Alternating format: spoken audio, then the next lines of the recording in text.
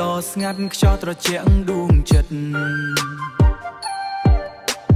ជុំហានខ្ញុំកំចាត់ព្រួយមិនអញៀតឲ្យធ្លាក់ស្រមៃទៅមុខទៅឆ្ងាយដោយទន្លេទឹកភ្លៀងធ្លាក់ក៏មិនអាចបញ្ឈប់ក្តីស្រមៃខ្ញុំខ្ញុំឈរខ្ញុំហោះ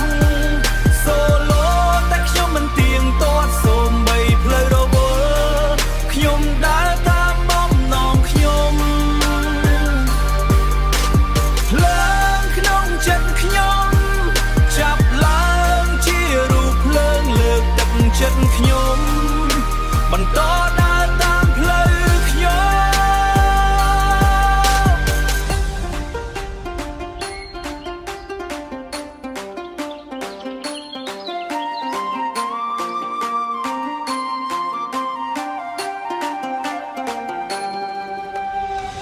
ច្បារខ្មែរស្រែដីស្រលស្រួលខ្ញុំច្រៀងរៀងលើប៊ីតផ្លូវខ្ញុំក៏រលត់សូឡូរបស់ខ្ញុំមិនមាននរណាមករលត់សូឡូរបស់ខ្ញុំមិនមាននរណាមករំខាន